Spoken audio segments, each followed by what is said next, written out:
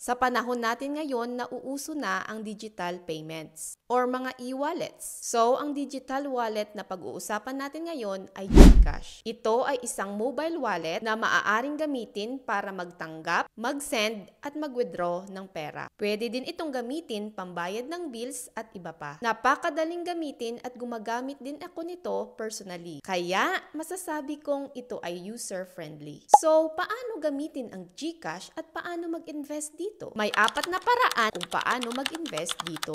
But again, ang pag-invest ay dapat intentional at long-term goal. Ito yung pagbibigay mo ng chance sa iyong pera na lumago in the future. Kaya ang unang paraan kung paano mag-invest sa GCash ay gamit ang GSave. Kapag mag-open ka ng app, pindutin mo ang GSave at may iba't ibang banks dyan na makikita mo. Ang Uno Bank, CIMB, Maybank at BPI. Ang pinakamalaking bank na nagbibigay ng based interest ay Uno Bank, which is 3.5% per annum. At ang pangalawa naman ay CIMB, which is 2.6% as of recording now, February 5, 2025. By the way, ang interest na ito ay per year. So, kung may ekstrang pera ka at hindi mo naman ginagamit at nakastock lang, I recommend na dito mo ilagay para tumubo. Safe na safe ang pera mo dahil ito ay PDIC insured. Ibig sabihin, covered ng insurance ang pera mo up to 500,000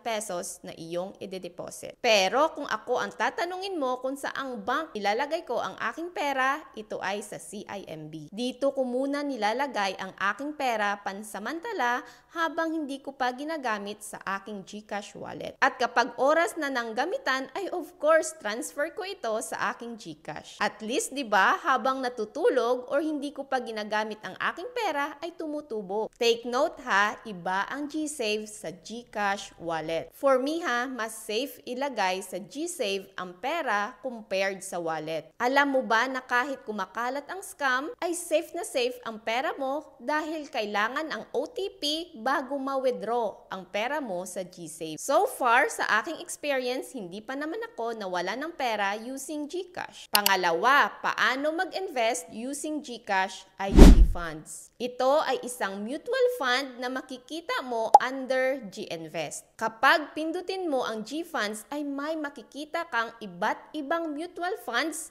na makikita mo rin ang kanilang performance. Dito, kapag nag-invest ka ay nakakalat na ang iyong investment sa iba't ibang mutual funds na minamanage ng fund manager. Ang maganda sa GFunds ay may fund manager na bumubuo ng iyong portfolio. At pipili ka na lang ng mutual funds na gusto mong pag-investan. Kapag mutual funds kasi, ang risk ay hindi gaano kalaki dahil ang iyong investment ay nakaspread at may professional na nagmamanage. Parang buy and forget lang. So, paano ka ba kikita dito? Ito ay more on long-term investment. Bilhin mo ng mababa, isell mo ng mataas. Over time, ang iyong share na binili ng 50 pesos ay pwedeng maging 100 pesos in the future. So, paano pa kung marami ang shares mo dito? Kaya, dito na papasok ang risk appetite mo. Conservative ka ba? Aggressive? Or moderate. Kapag alam mo ang sagot, dyan mo na i-base ang iyong investment. Ang nagandahan ko pa dito ay nag-o-offer ang GFunds ng mutual funds na dividend paying. Dividend meaning ito ay bayad ng isang kumpanya bilang pagbibigay nila ng portion ng profit sa'yo. Kaya win-win ka kapag mataas ang appreciation ng iyong investment plus dividends monthly. Based on my experience lamang, ang maire-recommend kong mutual funds ay ALFM Global Multi-Asset Fund. Ito ay dividend paying fund. As of January 31, merong 45.38 per share at may 4.47% na return per year. Pero take note, ang risk appetite nito ay aggressive. Again, do your own research para mas maliwanagan ka pa sa type of investment na ito. Pangatlo ay G-Stocks. Ito ay under GInvest din. From the word itself, ito ay stock market. Mayroon itong over 280 local companies in Philippine market. Na of course, pwede tayong maging part owner sa pamamagitan ng pagbili ng shares. Ito ay individual stocks na nagbibigay sa'yo ng malaking return.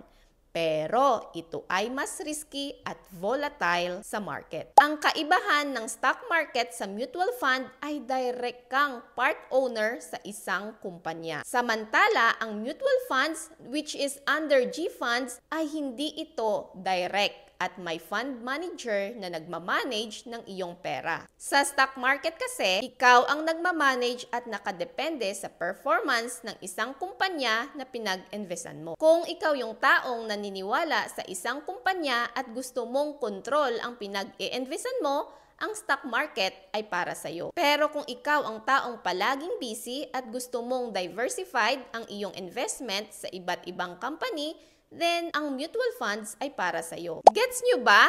Comment below. By the way, ang stock market ay may dividends din. Depende sa kumpanya na pipiliin mo. Halimbawa, ang available na stocks sa G-Stocks ay Jollibee, SM at Metrobank. Ang nabanggit ko ay ang mga top brands dito sa Pilipinas. But of course, ikaw pa rin ang pipili ng isang kumpanya na may believe ka. Again, do your own research. Pang-apat na paraan kung paano mag-invest gamit ang GCash at GCrypto. Under GInvest pa rin ito. Ito yung nag-e-invest ka sa cryptocurrency under PDAX or stands for Philippine Digital Asset Exchange. Kapag nag-invest ka sa GCrypto ay pwede kang bumili ng iba't ibang cryptocurrencies like Bitcoin, Ethereum at Cardano at marami pang iba. Ibig sabihin kapag bibili ka nito ay umaasa ka na ang iyong currency na binili ay tataas in the future. So kung tataas, for sure may profit ka. Halimbawa, binili mo ang Bitcoin around 7,000 pesos. So in the future, umaasa ka na mas tataas ang halaga nito. Pero take note, malaki ang risk nito. Kung bababa ang value ay may chance na malugi ka. Kaya pag-aralan mong mabuti kung saang investment na babagay ang iyong personality. Always vigilant and don't put your money in one basket. Ang investment ay goods kapag may extra kang pera at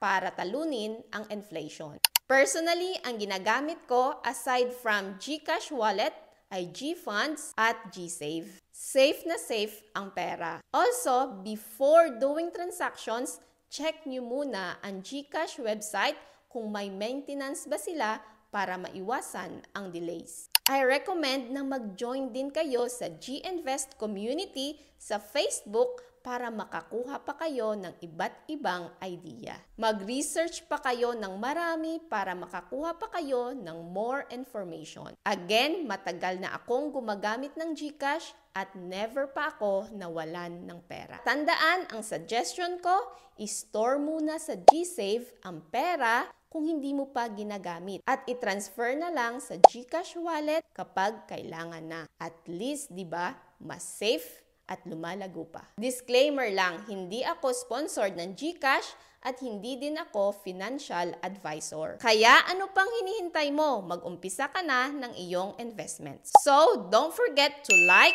share, and subscribe. Again, this is Beverly Jones. Always remember to believe in yourself. Maraming salamat po.